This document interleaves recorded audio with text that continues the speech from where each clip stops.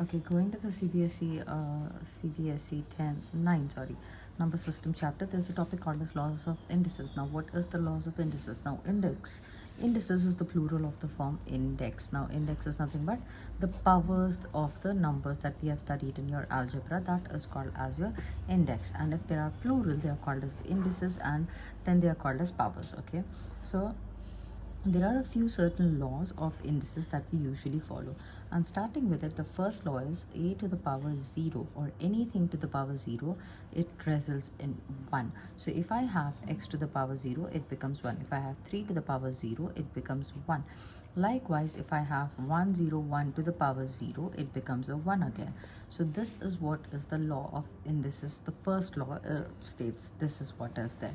The second law of indices states that anything to the power 1 is itself. Okay, so if I have 3 to the power 1, that means 3. Or supposedly I have 6, that means what is the power of 6? The power of this 6 is 1. Okay, and x to the power 1 is also x, is what we understand.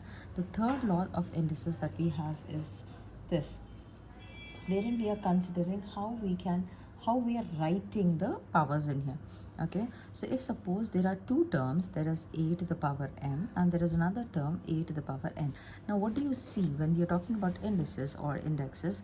Index, what I see is, if I have 2x square, let me explain, this is an algebraic expression, let me explain what is what in it. This particular term is called as, this particular way, this term is called as the coefficient. Okay, what is it called as? It is called as coefficient. Okay, this particular thing is called as the base and this is called as the power. Okay, now not necessarily that the coefficient is always going to be a number, it can be ax cube. So here this becomes the coefficient, this becomes the base, and this becomes the power.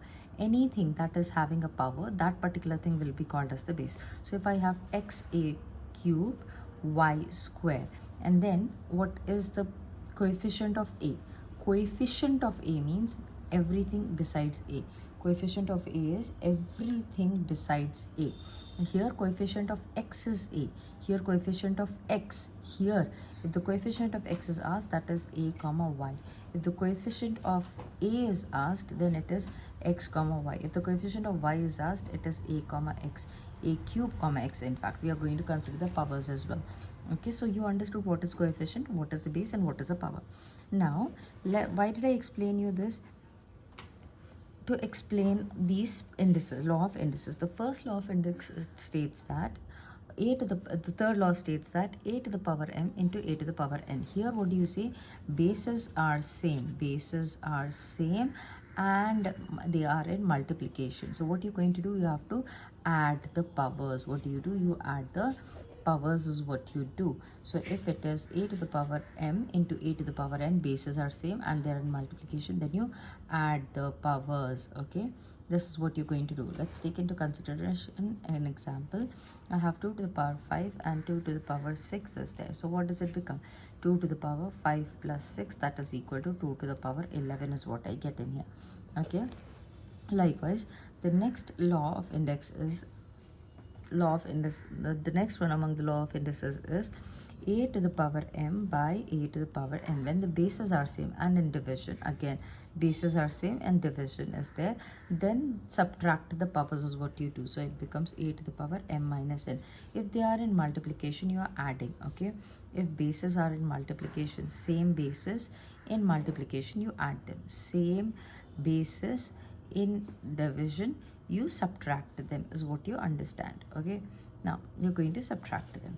So here if I have 36 to the power 2 divided by 36 to the power 4 is there, so what is it going to be? It is going to be 36 to the power 2 minus 4. So that turns out to be 36 to the power minus 2, because this subtraction is 4 minus 2 is 2, and then 4 is having the bigger sign. So 4 is the bigger number, so whatever its sign is there, that will come in here. Okay, now let's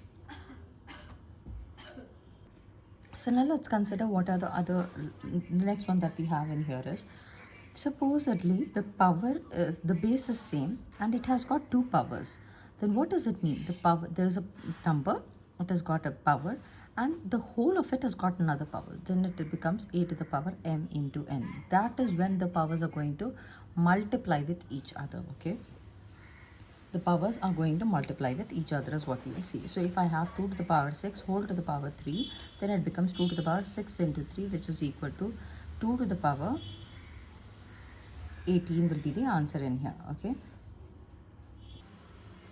moving ahead, we have another law which is considered to be, if there are two different terms like a to the power m and b to the power m is there, then what does it become? Because they have the same powers, what I can do is I can club the different terms together and take the power common. So if I have 3 to the power 2 and 2 to the power 2, it becomes 3 into 2 to the power 2. Okay, so that, well, if I have to simplify it, it becomes 6 to the power 2. Okay, but if I have x to the power 2 and I have 4 to the power 2, then how do I write it? I'll write it as 4x whole power 2. Okay, what will I write it? I will write it as 4x whole power 2. Some other students may say, why ma'am, why like this, why not like 4 square is 16, x square? That also you can write it, but with respect to the indices, when we are following it, this is how we can do it as well, is what I'm trying to explain it to you. Then we have another new what do you say, law that is there, which is if any term has a negative power, what is there? It is a negative power is given to any particular term. So if it is like a to the power minus 3 is there, so what does the negative power mean? Whenever I see there is negative power, I have to change the position. How? Now you may say, what is change the position? I said change the position. Okay, position I am changing in here. So how do I change the position? It's like numerator and denominator.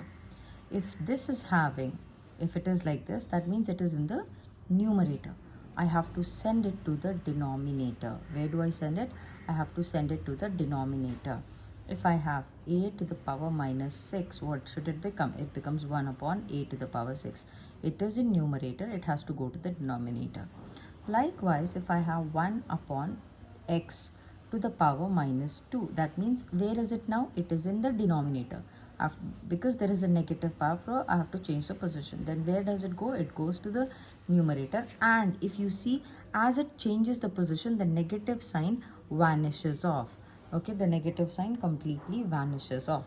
Okay, let's do an example over here. If I have 4x square by 3 to the power minus 3, that means there is a negative power to this particular term, so it has to change the position. Does it have to change the position? No, because there is no negative power, so it becomes 4 square. It will remain as it is. This only will change the position. It is in the denominator, it will go in the numerator, so it will be written as multiplication 3 to the power 3 is what you're going to write in here, and the negative sign vanishes off. Okay, so this is one of the law of negative indices. Okay, then after we are going to talk about the fractional indices. Let's talk about the fractional indices now. Okay, now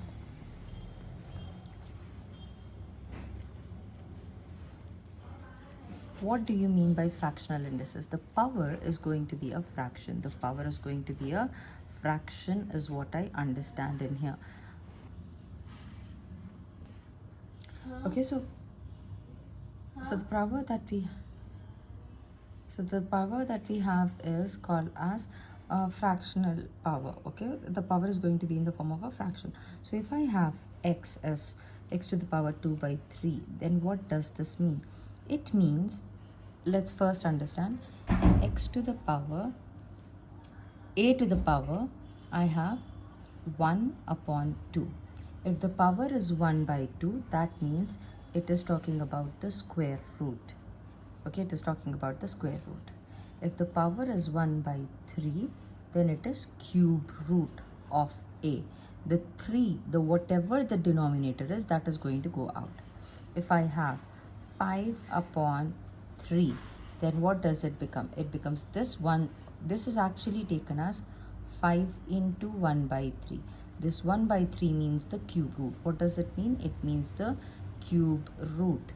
Okay, so here a to the power 5 will remain as it is. Because 1 by 3 is there, it is supposed to get a cube root is what we understand here. It will, the numerator power will stay with the base itself, but the denominator fraction, the denominator part of the fractional power will go out and create a root of that particular number. Okay, so if I have a number like this, what does it mean? It means it is cube root is gone, and then I have x square left with me. So x square is what we will be remaining with. Okay, now another question is 3 to the power 1 by 3 is given, or yeah, 3 to the power 1 by 3 is given. So how do I write it? Because this is 1 by 3, it becomes the cube root, and cube root of 3 will be the answer that I'm going to get from here. Okay, now further ahead I have